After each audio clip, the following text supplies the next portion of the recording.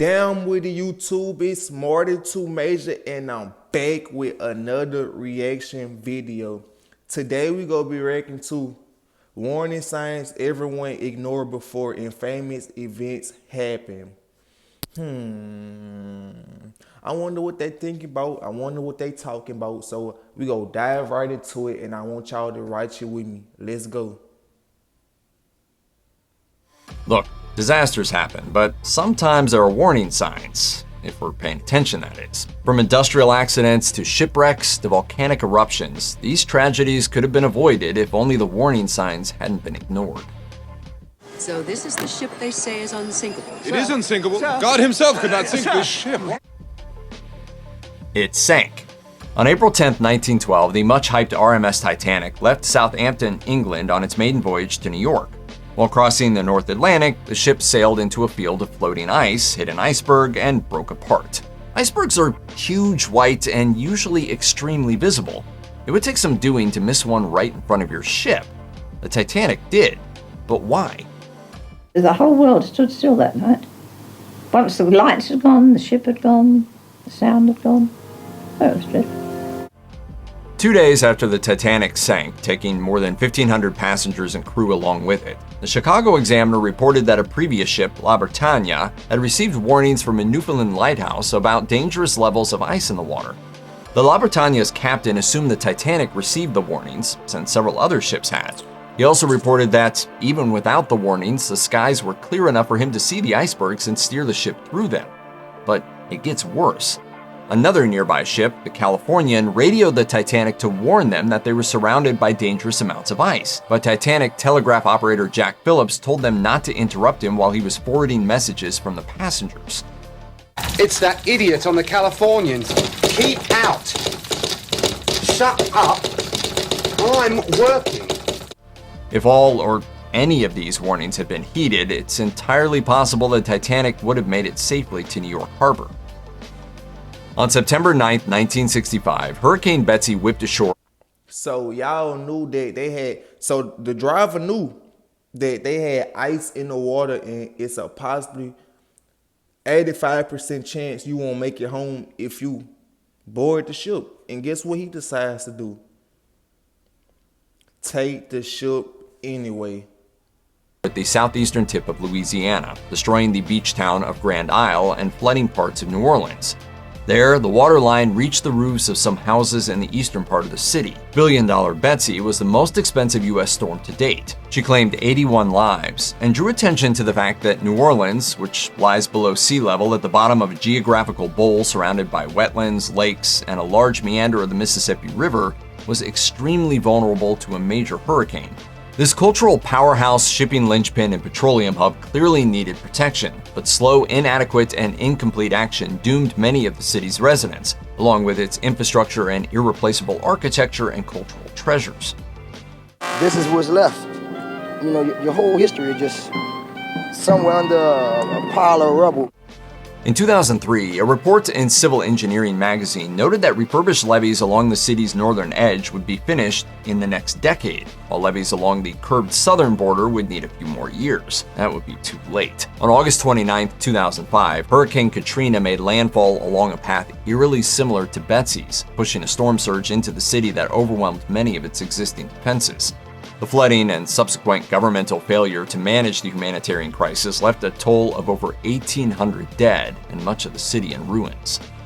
On February 20, 2003, a fire broke out at a West Warwick, Rhode Island nightclub called The Station. It was among the worst nightclub fires on record, leaving 100 dead and many more injured. The blaze began when the hair metal band Great White made their entrance to the stage. The accompanying pyrotechnics ignited polyurethane foam being used as soundproofing. The flames spread quickly, filling the air with deadly hydrogen cyanide and carbon monoxide fumes from the burning polyurethane. In under 5 minutes, the nightclub was a death trap. Damn. And then before you knew it, the lights went out, and it was all over. The station had recently passed a fire inspection. On November 20th, 2002, Fire Inspector Dennis LaRock cited. Imagine you trying to go see somebody perform, your favorite singer, your favorite rapper perform, and all of a sudden a fire break out. The first thing you thinking, how did the fire break out? Okay, you see Okay, you put two and two together, you see what's going on, and then you realize, fuck, I should never even came to the event because look what happened. The club for 9 minor violations. These were addressed, and LaRock approved the upgrades during a follow-up visit on December 2nd. However, when questioned later by the Providence Journal, LaRock said that he hadn't noticed the dangerous foam because he was blinded by anger about a badly installed door that swung inwards, creating a safety hazard. In a particularly bitter irony, the afternoon before the fire, the state fire marshal had publicly praised Rhode Island's fire safety codes, boasting that they made mass tragedies like deadly fires and crowd stampedes unlikely in his state. A bridge should not be exciting. A bridge should be solid and remain relatively still. Bridges shouldn't have nicknames focusing on their wobble. Unfortunately for Tacoma area commuters and a singularly unfortunate pup, the original Tacoma Narrows Bridge was a magnificently bad example of bridge construction. Spanning the waters of the Puget Sound, it opened on July 1, 1940, and quickly received the nickname Galloping Gertie because of its dramatic rocking when exposed to wind. On November 7, 1940, winds of about 42 miles an hour rocked Galloping Gertie so hard that the bridge flew apart in one of the worst structural engineering failures in American history. Authorities managed to close the bridge in time, so the only death was a Cocker Spaniel who was abandoned in a car, though you might credibly ask why a galloping bridge was ever open in the first place, or why anyone would abandon their dog on a collapsing bridge. The collapse was captured on tape, in part because engineers were filming the installation of supports intended to fix the swaying. In 1973, Israel's Arab neighbors were still smarting from the 1967 Six-Day War, in which Israel seized territory from Jordan, Egypt, and Syria, including the much-contested Old City of Jerusalem. Egypt and Israel continued a low-intensity air war until 1970, and as soon as it ended, the Egyptians moved Soviet-made anti-aircraft weapons to the Suez Canal, which at that time was then the line of control between the countries. Israel didn't respond immediately, apparently due to a baseless assumption that the 1967 victory had convinced Egypt, Syria, and their allies that they would lose any further confrontations. About the only thing Pentagon officials are confident of is that the ultimate victor will be Israel. That assumption prevailed even after Egyptian President Anwar Sadat's threatened war in 1971, 1972, and third time unlucky 1973. A false alarm strategy worked. The Israelis were surprised, even though they had seen Sadat move boldly in the first 3 years of office. When the Egyptian preparation... Why y'all even trying to go to war anyway? That's what's wrong with the world. Imagine if everybody just loved each other, everybody just cared for each other, and imagine if nobody in the world had hate in their heart. How would the world be? If everybody love each other, that means we don't need no guns. We don't need all these things that's killing each other because we love each other. But no, y'all want to kill each other. Of the summer and autumn of 1973 turned out to be actual preparations for war. Israel was caught off guard. The war began on October 6, 1973, the Jewish holiday of Yom Kippur. The Yom Kippur War lasted 3 bloody weeks and ended in an effective stalemate, with little territory changing hands. The prospect of indefinite conflict led Israel and Egypt to negotiate a peace agreement in 1979, but as even casual observers of the news will know, peace in the region has yet to be realized. In 1960, Canadian scientist Frances Kelsey was working for the U.S. Food and Drug Administration and found something she didn't like. She had been given a file for a drug called thalidomide that was widely used in Europe, particularly Britain, to help pregnant women with insomnia and morning sickness. A hypnotic, as the doctors call it, that was the answer to a prayer. Kelsey, who'd only been at the USDA a month but had previous experience testing drugs that could cross the placenta from mother to fetus, didn't think the application for approval was complete. It offered insufficient data about safety or efficacy. Is there no international clearinghouse for reports on new drugs? No, there's no such system in use at present. William S. Merrill Company of Cincinnati, the drug manufacturer, pressured her, but Kelsey stuck to her guns. By 1961, the first reports of side effects had come out. Children born to mothers taking thalidomide were born with serious limb deformities, either flipper-like appendages or none at all. Thanks to Kelsey, U.S. mothers were protected. Canada, which had received essentially the same application at about the same time as the one to which Kelsey objected, did not. Even after Britain and Germany pulled the drug from the market in late 1961, Canada dawdled for 3 more months before yanking thalidomide from its markets. Over 100 Canadians were ultimately born with thalidomide-related birth defects. An advocacy group now protects their interests. Thalidomide was ultimately approved for use in the United States for leprosy. Over a 2-year span from the fall of 1982 to the summer of 1984, journalist Rajkumar Keswani wrote articles warning of unsafe conditions at a chemical plant in Bhopal, a lakeside city in central India. Keswani's sources included employees of the plant and a report on safety conditions commissioned in 1982 by the plant's owner, the American company Union Carbide. The journalist warned that the report found a number of concerning issues, including defective or missing equipment, as well as high employee turnover. All our fail-safes are compromised. Pressure gauges were broken, tanks had no indicators of how full they were, and sprinklers were simply absent. As early as 1975, a bureaucrat had recommended the factory be moved away from the highly populated city. The chemical plant wasn't moved, and on the night of December 2, 1984, a huge cloud of methyl isocyanate, a chemical used in the manufacture of pesticides, polyurethane foam, and plastics, along with other chemicals, poured from the plant, instantly killing thousands. So much suffering from India's invisible killer. At one point, an official said 1 death was being recorded every minute from the poison gas leak in the city of Bhopal.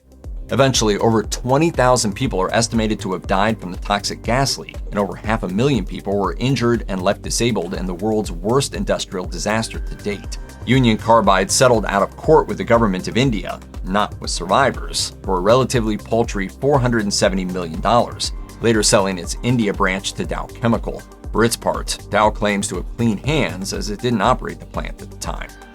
The plant that was the source of the Bhopal disaster is still not secure. 30 years on, its chemical waste contamination pits still remain. Mining produces waste, which might be evident. Not everything you dig out of the ground will be what you want. Unfortunately, for the mining town of Aberfan, Wales, one of the accepted means of disposing of such waste is to stack it in huge piles.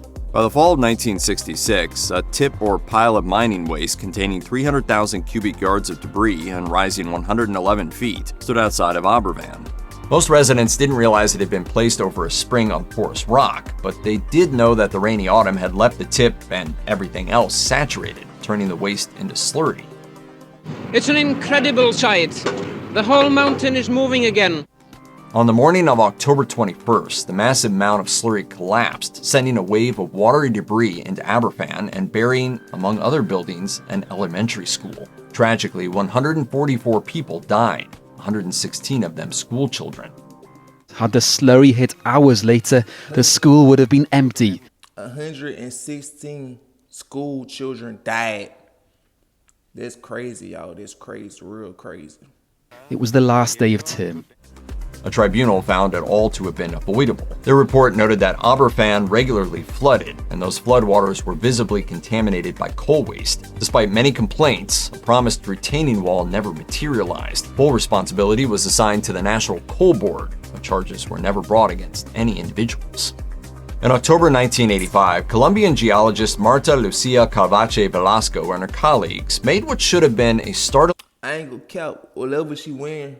You know I like fashion, y'all. I gotta give props when I see some fashion. But whatever shorty teaching in, right here. October 1985, Colombian geologist Marta Lucia Carvache Velasco and her colleagues made what should have been a startling report to the Colombian government. The Nevado del Ruiz volcano, located in the north of the country, was about to erupt. While the threat wasn't imminent, with months or years given as a likely timeline, precautions were strongly advised. Unfortunately, for most of the population of the nearby town of Amero, the Colombian government was distracted. The country's long-simmering civil war had again reached the capital, Bogota. Additionally, no real system existed to transmit warnings to local governments or residents who could act upon them, nor was the Colombian infrastructure able to consistently and effectively monitor the area for tremors that might indicate a large eruption. The volcano didn't wait for these matters to be resolved. On November 13, 1985, it awakened. Some ash had fallen on the town that evening, but local religious leaders and the fire department had urged calm. But the heat from the volcano was melting the glaciers that lay atop it, creating the conditions for an especially fast and dangerous form of landslide called a lahar. A massive lahar was funneled into a narrow riverbed, and the river burst its banks and buried Armero, killing some 25,000 of the 30,000 residents. This horror did at least lead to improvements in Colombia's disaster preparedness. A similar eruption less than 4 years later claimed no human lives thanks to improved detection and warning systems. Man, this what I have to say, Marty to Major. If y'all know something is going on and y'all could avoid it, why would y'all still take it in consideration and do what you want to do? When you see a sign coming your way, don't just brush it off. See what the sign is. Think about it. Think, is that a smart move to make? And capitalize off the signs that God's showing you and the people around y'all. But that's up to y'all. But it's more than too major, y'all. I'm checking out. Y'all go catch me in another video. Peace.